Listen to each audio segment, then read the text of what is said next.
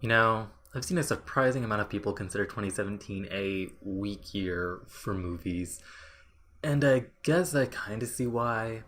The domestic summer box office was notoriously bad, like historically bad, like worse than over a decade bad. We've seen some high profile flops. Our award season frontrunners have been divisive. Okay, okay, but here's the thing. People say these things every year. And maybe it just feels like a weak year after coming out of 2016, which was a really good year for cinema. Or maybe it's the fact that the world at large just feels really shitty and it's coloring our perception of it. Because honestly, I thought 2017 was a quietly great year. So naturally, it's time for an obligatory cinephile favorite annual top 10 list. And if you're wondering why I'm only just now making this video a month into 2018, it's because I live in the middle of bumfuck nowhere. We don't get all the prestige movies until the very last minute, if at all. Seriously, one of the movies that's on this list I didn't see till last week. And for the record, I have not seen these movies. So if you're wondering why none of those are on here, that's why. I also am aware that this list is highly Western centric. I simply did not get around to watching any foreign language films. That's my bad. I apologize. So, with those caveats out of the way, let's get this show on the road. Starting with romantic comedies. They're a bit difficult to pull off these days. We're just so used to the conventions of the genre that they're almost impossible to play straight now. So most successful rom-coms these days, well, most good rom-coms, tend to either subvert or deconstruct the genre's tropes, as in the case of 500 Days of Summer, or Knocked Up, or Her, or Eternal Sunshine of the Spotless Mind. But does that mean that a more conventional, contemporary romantic comedy can't succeed?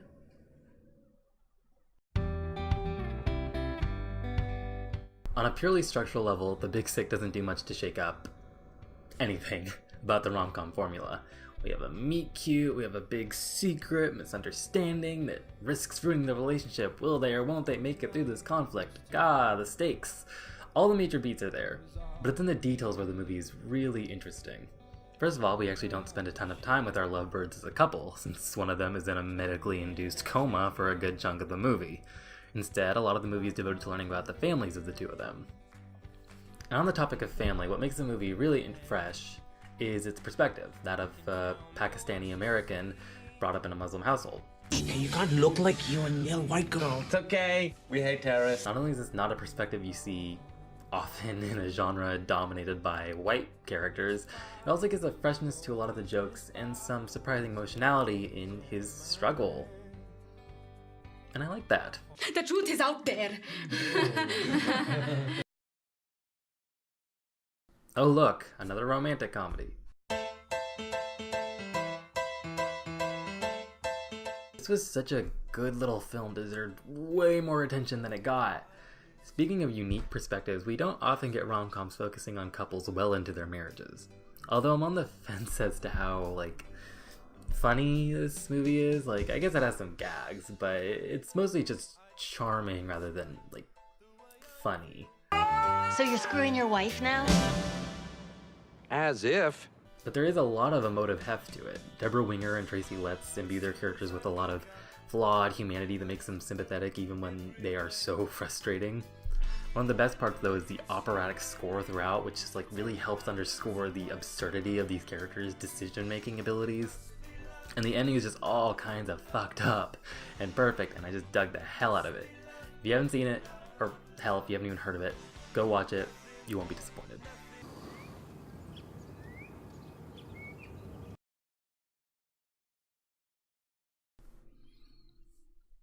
I don't really know how to introduce this one, so here you go. I'm at a loss as to what to say about this one without spoiling it. It's less a narrative than it is a sort of thesis on the nature of existence and time and our place in the universe and how ephemeral all existence is. It's heavy stuff. And it's done so through Casey Affleck in a Charlie Brown-style ghost sheet. And that is all we are going to say about Casey Affleck. Oh, and there's also like a 5-minute scene of Rooney Mara eating pie.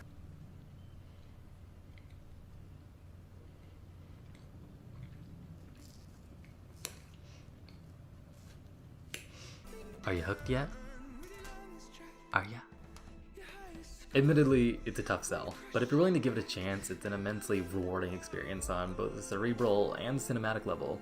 David Lowery quietly did some of the best direction of the year with this one. And while very few people may have noticed your work, David, I did.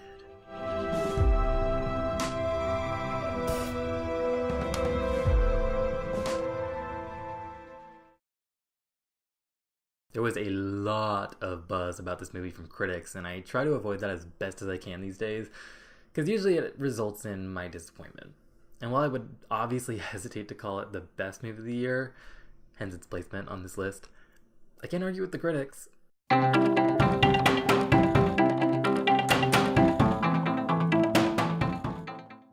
Everything about this movie feels so authentic to the experience it's trying to capture. Speaking as someone who grew up only a few degrees of separation away from Southern white trash, I get it. And I've heard some people accuse this film of exploitation and poverty porn, and I disrespectfully disagree. The movie has an air of fantasy to it because we experience much of it through its child characters, and they envision their poverty and dysfunction-ridden world as a wonderland because they have to. It's how they survive. And while the movie doesn't shy away from showing these people making horrible decisions and acting horribly, it still treats them with compassion and empathy. It walks a tricky tightrope between childlike wonder and sobering, crushing reality, and succeeds. Mostly. Like Sean Baker's last film, this one isn't so heavy on the plot, and is more about serving as a window to these marginalized experiences. And while I admired it a lot for what it was, I wasn't nearly as huge a fan of Tangerine as a lot of people, mostly because it relied so heavily on farce, and I'm not really a huge fan of those kinds of stories. The Florida Project is much more straight drama. And even when the plot turns to the tragic, because how could it not, the fact that we see these events unfold through the eyes of an innocent child keeps it from utter hopelessness. And it's that innocent bliss that means everything, no matter how fleeting it may be. Have a nice day! Love you, baby! I love you too! Now that I'm at the ripe old age of 23, I'm at a point in my life where superhero movies just don't really captivate me. Honestly, the genre as a whole never really caught my interest, especially now that we live in the year of the bloated 3-hour ensemble cast studio tentpole cinematic universe monster behemoth. However, there was in fact a time when I did really love some superhero movies, and when I found out a darker, grittier take on one such series was coming out in 2017, I knew I had to be there for it.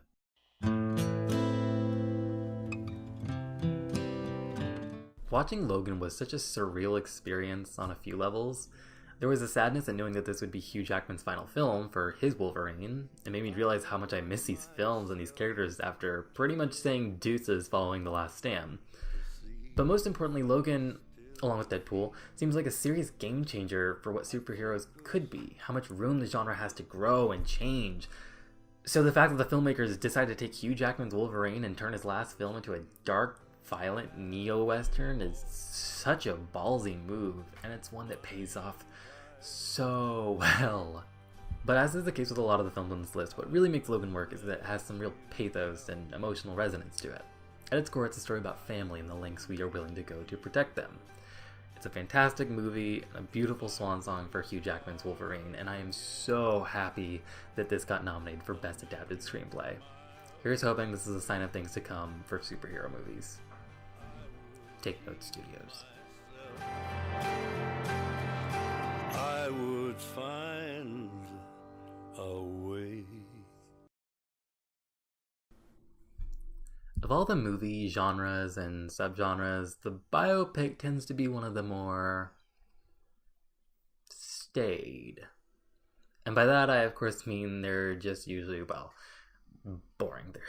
They're boring. Not all the time, but a lot of the time. Often they are inspirational tearjerkers that show a person's triumph over something. Usually some sort of disability or trauma, or they killed a shit ton of people. Shut the fuck up! Or some political leader of a sort. They also tend to be super popular as award season Oscar bait. And because they're about actual individuals who actually existed, they usually tend to not be super risky for fear of offending people. But surely biopics need not always be stodgy and respectful portrayals of their subjects. Right?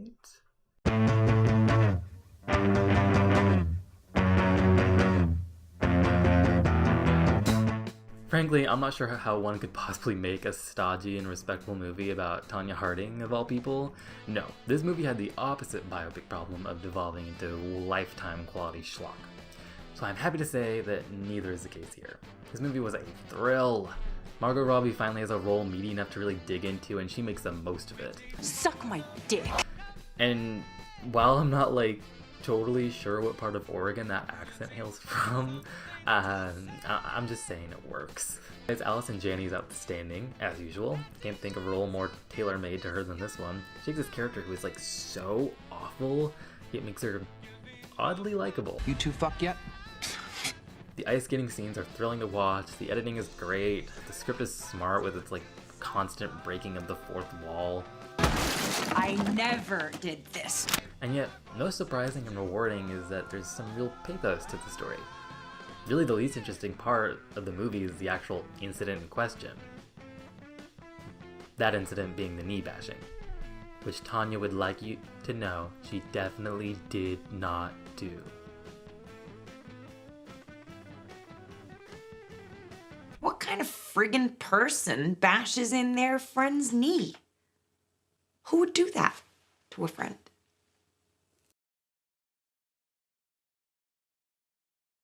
Okay, this is one that from the minute I heard about it, I was excited. We have this really weird premise with a really visionary director behind it, and because of all that, I made a conscious effort to keep myself as in the dark as possible. So all I knew about it going in was that it was about a woman and a fish man.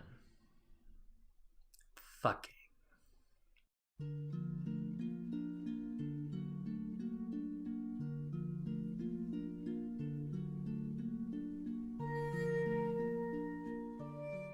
Guillermo del Toro is by far one of the most interesting directors we have working in the industry. And say what you will about the quality of his individual movies, the man has a vision and he has style. Even when they don't stick the landing, they're at least fun to talk about. Early word for The Shape of Water pegged it as something of a return to form for Del Toro, after a few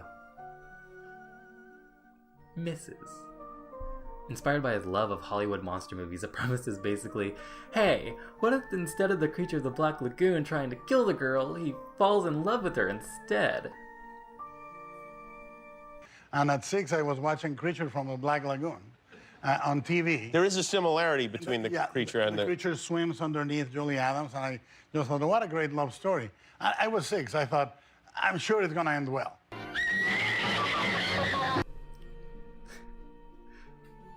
It's like Del Toro's personal Creature of the Black Lagoon fan fiction.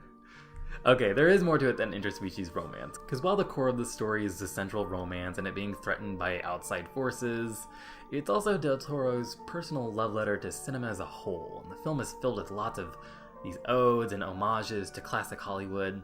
Sally Hawkins' character lives above a movie theater, she and her neighbor watch old movies on TV, even her character's muteness gives the movie something of a pre-talkie feeling. And while movies that more or less amount to worship of other movies can sometimes feel self-indulgent, there's just so much love and sincerity in Del Toro's craftsmanship that it doesn't ever strike that sour note. Everything about the film, from the concept to the production design to the acting, I just dig the hell out of.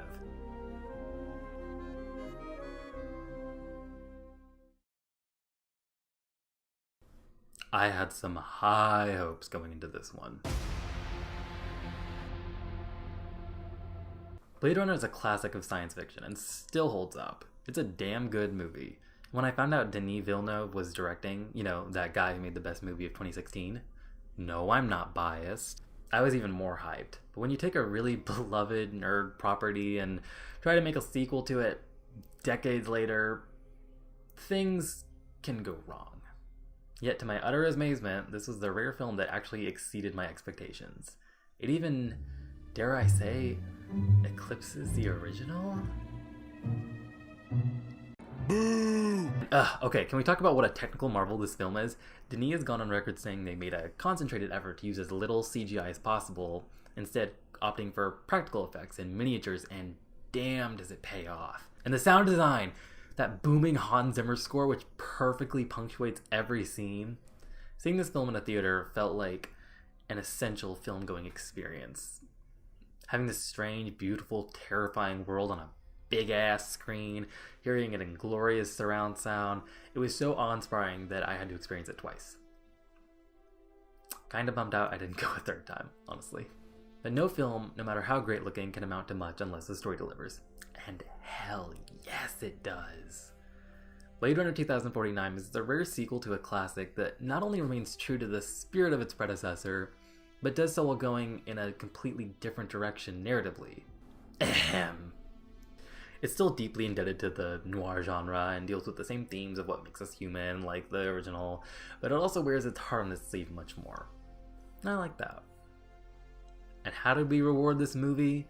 By paying it dust and letting it fester at the box office.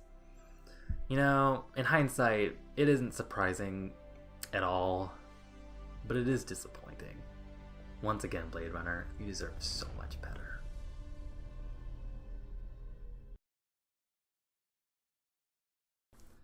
Oh god damn, this movie was a breath of fresh air.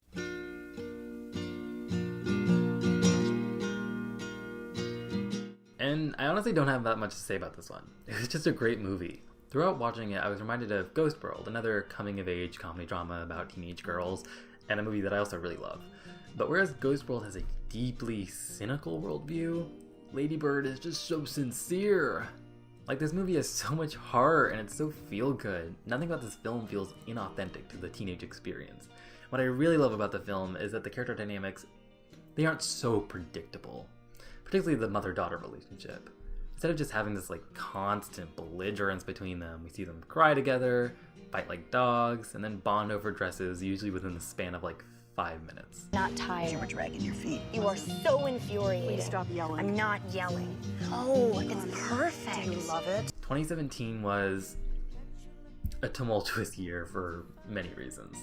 So this is such a welcome reprieve from the darkness that hung over so much of this year, including most of the films on this list. So thank you, Greta Gerwig, for providing us a ray of light in a pitch black shit year.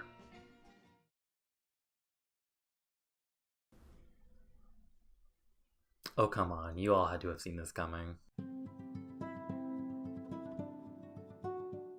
I actually read the book to this before seeing the movie, this mess right here.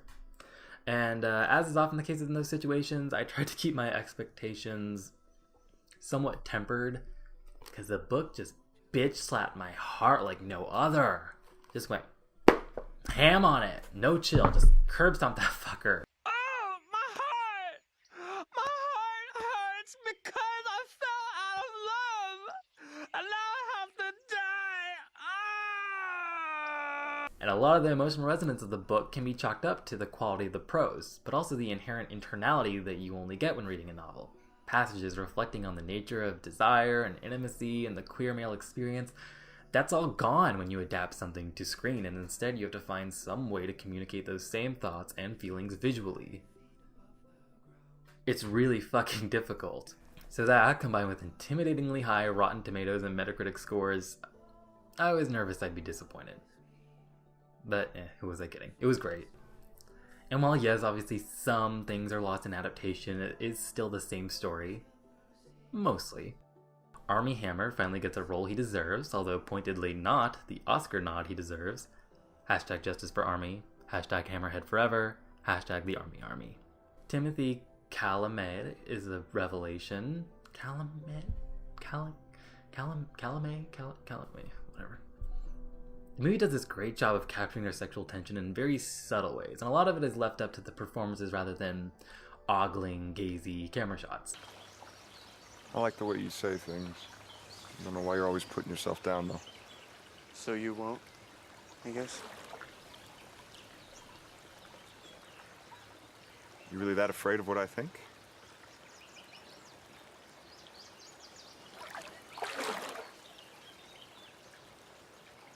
The film retains the intimacy and ephemerality of the book, in addition to making some wise adaptive changes. For instance, there's this like whole party scene towards the end of the book that Oliver and Elio go to, and it's like attended by all these like authors and scholars and academics and like hoity-toity people, and it's all very like intellectual and meditative, and it's boring. It's really boring. Movie wisely cuts this, and instead it makes their getaway trip far more sensual and emotional. Also, this movie is so goddamn sumptuous. Everything from the cinematography to the score to the deliberate pace, it adds up to such an absorbing experience. When it finally hits you with the feelings, it hits you! So yeah, predictable number one, but a well-deserved number one. Call Me By Your Name. Best movie of 2017.